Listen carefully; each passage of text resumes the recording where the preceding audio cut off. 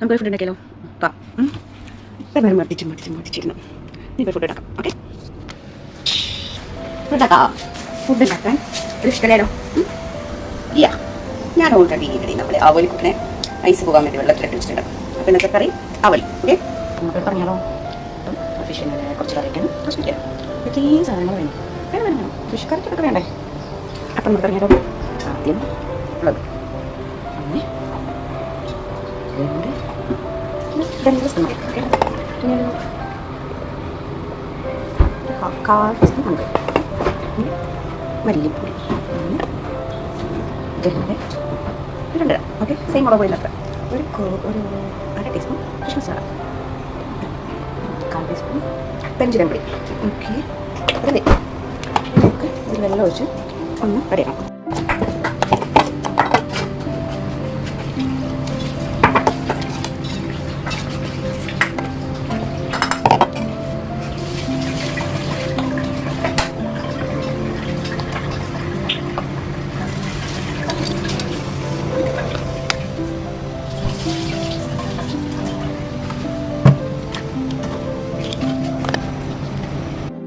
നമ്മുടെ ഓയിൽ ചൂടായിട്ടുണ്ട്. ആദ്യം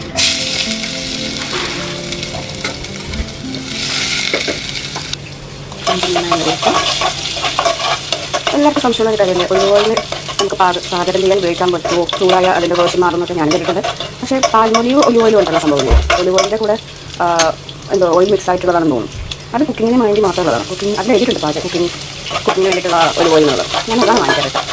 എത്രത്തോളം ഹെൽപ്പ് ചെയ്യണമെന്നറിയില്ല, എന്നാലും ബാക്കിയുള്ളതിനൊക്കെ വെച്ചിട്ടുള്ള ഹെൽപ്പ് ചെയ്യണമെന്നറിയാം. അത്രയേ ഉള്ളൂ. ഇത് പാലക്കാടൻ സ്റ്റൈൽ മീൻകറിയാണ് നല്ലത്. ഇത് ഞാൻ ഉണ്ടാക്കുന്ന മീൻകറി. അത് എത്രത്തോളം നല്ലതാണെന്നുള്ളത് എനിക്കിഷ്ടമാണ്.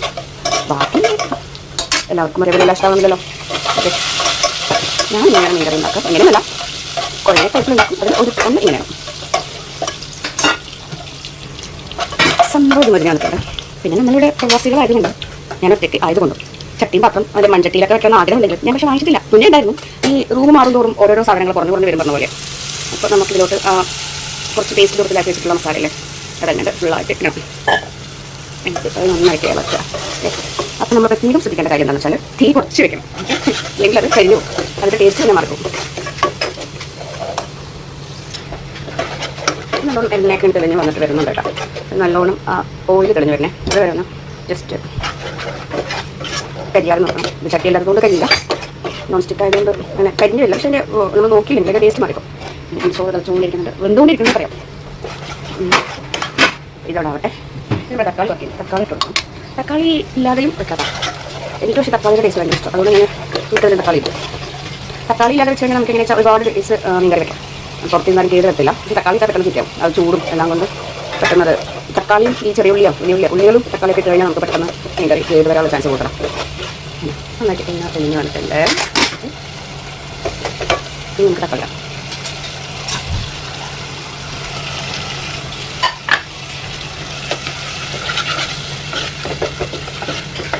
ഇട്ടിട്ട് അതിൻ്റെ കൂടെ തന്നെ നമ്മൾ കുടമ്പുളി എടുത്ത് വെച്ചിട്ടുണ്ടായിരുന്നു. അത് മതി കൊടുക്കുന്നുണ്ട്. രണ്ടെണ്ണം മതി കേട്ടോ. എനിക്ക് കുറച്ച് കൂടുതൽ പുളി വേണം എന്നുള്ളത് കൊണ്ട് ഞാൻ 3 ഇടും. ശരിക്കും കറിക്ക് ഒരു കുടമ്പുളി ആണെങ്കിൽ 1 2 മതി അത്യാവശ്യം. ഇംഗ്ലീഷ് നല്ല പുളി വേണം, അതുകൊണ്ട് ഞാൻ 3 ഇടും.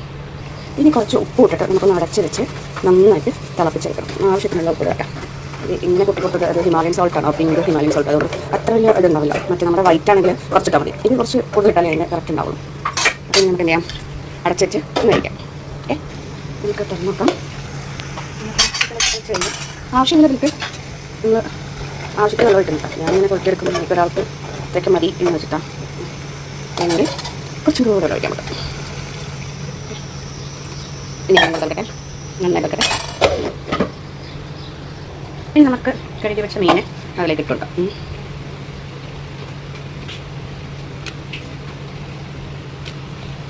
മീൻ അതിൽ കിടന്ന് വെന്ത് ഉപ്പും പുളിയും ഒക്കെ അതിലൊന്നൊക്കെ പിടിക്കണം.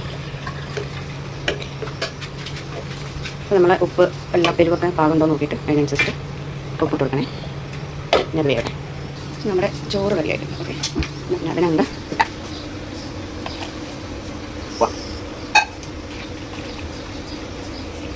ഓക്കെ, ചോറ് റെഡിയായി. ഇനി കറി റെഡിയാകുന്നുണ്ട്. അതെല്ലാം ഫ്രൈ ചെയ്യണം. സോ നമുക്കപ്പോൾ ഇനി ഫ്രൈ ചെയ്യാനുള്ള പാനാണ്. ഫ്രൈ പാൻ വെച്ച് ഓക്കെ മീൻ കറി എന്തായി നോക്കാം. ഏകദേശം വെന്ത് രാവിലെയൊക്കെ പെട്ടെന്ന് വീടും, പെട്ടെന്ന് വെന്തെടുക്കുന്ന മീനാണ്. എൻ്റെ വെള്ളം വെച്ച് മസാല വെച്ച് വന്നിട്ടുണ്ട്. ഉണ്ടാവട്ടെ, ഒന്നും കൂടെ കുറിയിട്ട് നമുക്ക് കഴിക്കാം. ഏകദേശം കഴിയിട്ടുണ്ട്. അപ്പോഴേക്കും നമുക്ക് ഫിഷ് ഫ്രൈ ഉണ്ടാക്കാം.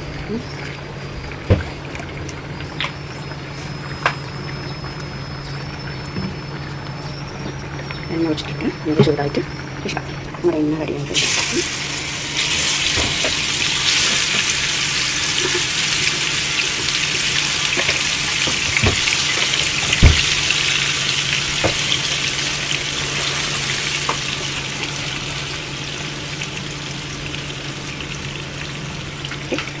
കുറച്ച് കറിവേപ്പിലയും കൂടി ഉണ്ടെങ്കിൽ എന്തായാലും ആയി. എൻ്റെ കയ്യിൽ കറിവേപ്പിലില്ല.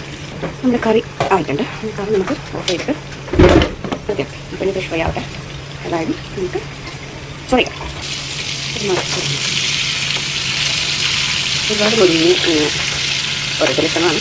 ഇപ്പോൾ എല്ലാവരും വലിയ കർമ്മറാണെന്ന് ഇഷ്ടമല്ല, ഒരു തവാ സ്റ്റൈലാണ് എനിക്കിഷ്ടം.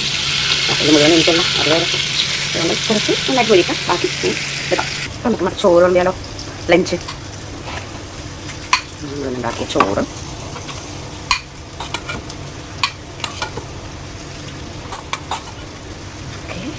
ചോറ്, മീൻ കറി,